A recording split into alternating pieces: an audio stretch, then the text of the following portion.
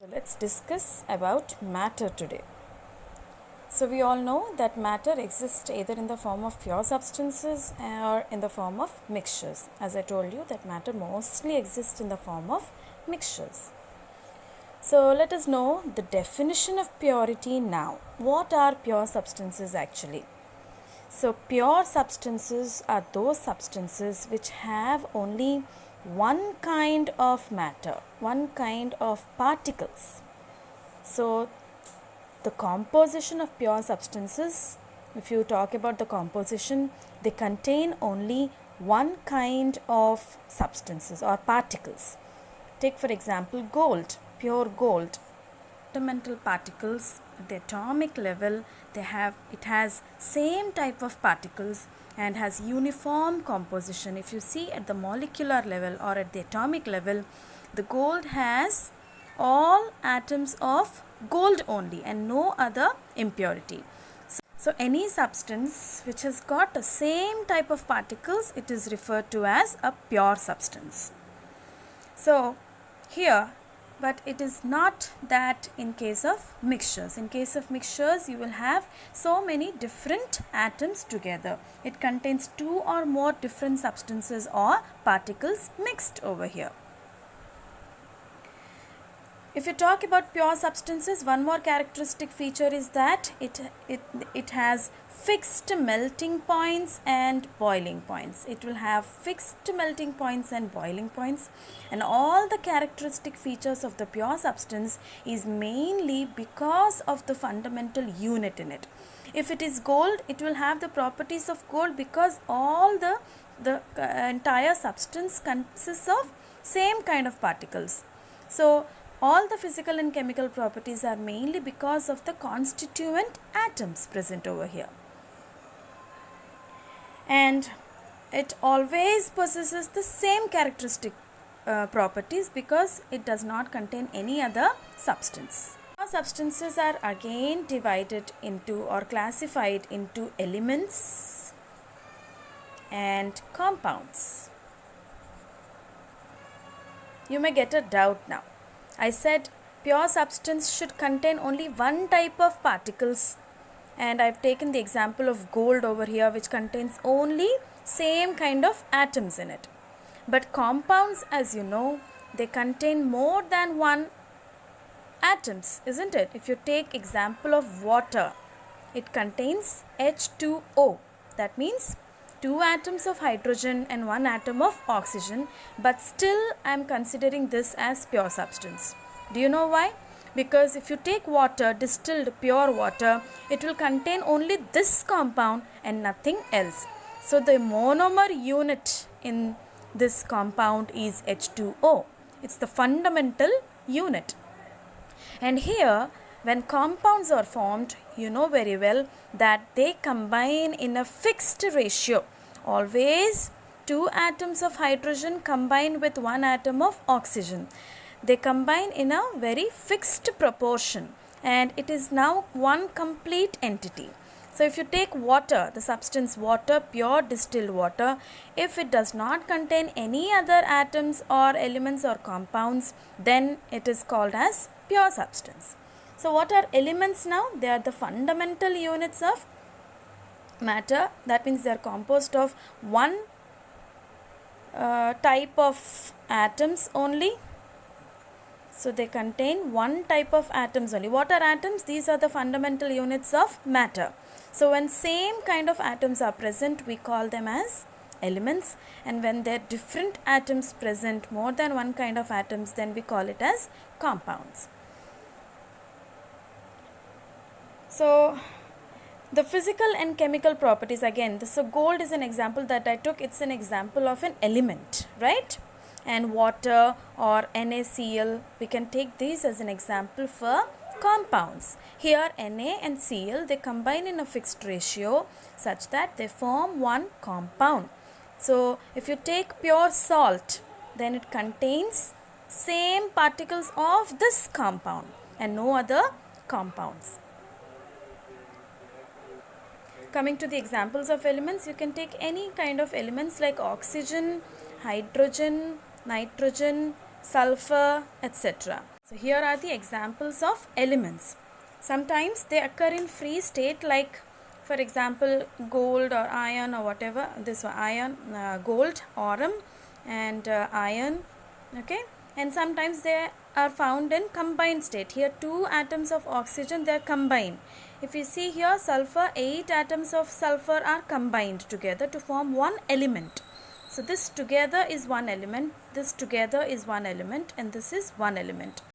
Speaking about mixtures now. So as I told you, mixtures are formed when 2 or more different substances are combined physically. So I am stressing on the point physically here, because here when you bring 2 or more substances together, when 2 or more substances are just present physically without having any chemical interaction between them, we call such a substance as a mixture. So here, as I already told you, that there is no chemical activity involved in those substances. That's why there is no exchange of energy also. So there are no energy changes also. The energy is neither released nor absorbed during the formation of mixtures. Simply they are physically present over here. Just I'll give you an example of colorful beads. Actually, you take a bowl and you just mix different colored beads into it, so such that they are just present physically and there won't be any interaction between the beads. They are just present physically. So that is called as a mixture. So all the different substances are present physically together without having any chemical activity between them. Chemically they are not united, or chemically there is nothing, no reaction is happening between them. So the constituents can be easily separated by any physical methods. So that is one more characteristic feature of mixtures. Here the constituents can be easily separated from one another. If you talk about the compounds or the elements, we cannot separate their individual constituents by simple means. Whereas in mixtures, we can easily separate the different constituents from a mixture. And its formation, as I told you, it does not involve any release of energy or any requirement of energy. And as I told you that it contains different particles together. So the physical and chemical properties of mixtures are variable. We cannot determine the physical and chemical properties of mixtures because it contains so many different particles. And every particle has got its individuality. So this is what I wish to tell you. For example, this is a mixture of different substances, for example, right? So now every particle has got its own physical and chemical properties. Like for example, this is one constituent. It has got a different melting point. It has got a different boiling point. It has got different chemical reactions. And if you talk about this, it has got its own individual properties. The other particles also have got their own individual properties, own melting points and boiling points, and such that one constituent will not interfere with the chemical properties or physical properties of other constituent. They are just together in a mixture and without losing their individual properties. Okay. Whereas if you talk about compounds and elements, for example, so here you can understand that completely they have one kind of physical and chemical properties. If you talk about NaCl, before the formation of NaCl, sodium is a metal. It has got its different set of properties. Chlorine is a gas. It has got its different set of properties. But once there is a chemical bond that is formed, once they combine in a fixed ratio, a salt is formed. A salt is formed which has got different set of properties, different from the metal, different from the gas. It has got now a separate set of physical and chemical properties, and it has got fixed melting points and boiling points, and everything is independent now. So let's summarize all the points that we have learned about the mixtures and compounds now. So as I already told you that mixtures have variable composition because they contain more than one type of particles in it, isn't it? And they are not in fixed ratio. So just like that, two or more different substances are mixed together without having any chemical interaction. So they have got variable composition because they are present in various ratios, variable ratios.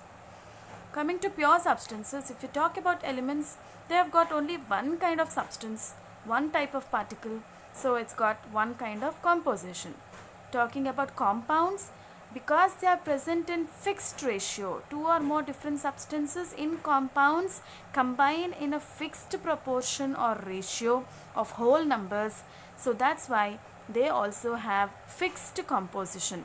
Already I told you, I gave examples of water and NaCl, right? So they are present in fixed ratios. So speaking about the energy changes, already as I told you that in mixtures different substances are present just physically together, and there is no chemical interaction or reaction happening between them. So there is no requirement of energy nor any release of energy is observed in case of mixtures. Coming to the pure substances, talking about the compounds, if you talk about compounds, formation of water, formation of other compounds like NaCl, they require lot of energy. Sometimes energy is released and sometimes the energy is absorbed depending upon the type of product or compound that is formed. So here the substances are not just present physically, but there is a chemical reaction happening between the atoms. That's why it will involve energy changes. As I already told you that there won't be any chemical interaction or reaction happening between the substances of a mixture. As I told you, I gave an example of simply colored beads put together in a bowl. That's all. So no physical interaction is no chemical interaction is happening, only physically they are present together. Speaking about compounds, there is a chemical reaction happening, and that too in a fixed proportion. They are reacting with each other, forming compounds. Here in case of mixtures, there are no fixed properties of mixtures because each individual constituent has got its own properties, like the physical properties or the chemical properties about its, like its color, its reactivity, electrical conductivity, melting points, boiling points, all are different for different substances present in a mixture. So a mixture particularly it will not have a fixed property.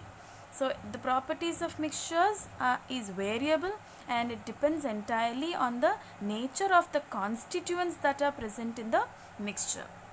Whereas if you talk about the pure substances, elements and compounds, they have their own fixed properties. All the physical and chemical properties like the color, the texture, or its electrical conductivity, melting points, boiling points, all have, these substances have fixed properties because there is no other substance present in them. Only one kind of substance is present in the pure substance, and those properties will be pertaining to the type of particles which is present in the pure substance. If you speak about the separation of the constituents in a mixture, all the substituents, as I said, they are just physically present along with each other, so it becomes very easy to separate them by physical means. But in case of pure substances, because they are bound together because of chemical interactions between them, it becomes very, very difficult. It cannot be separated easily. The substances cannot be separated easily by small simple means. So the elements and the compounds, the atoms of elements actually cannot be separated easily at all. So the compounds also, because they are in very strong chemical interaction, it becomes very difficult for their separation. Coming to the examples of mixture, you can take this example of sand, salt and iron filings mixed together. It's an example for mixture. You can see that sand has got its own property, salt has got its own property, and iron filings have got their own properties, but still they are present together in the form of a mixture. Elements, different elements and compounds like hydrogen, oxygen, or gold or silver, all these come under pure substances. Okay, compounds like NaCl, calcium sulfate or calcium carbonate, or the salts, all these come under pure substances. In our next class, we shall learn about the classification of mixtures, that is homogeneous and heterogeneous mixtures. Okay children.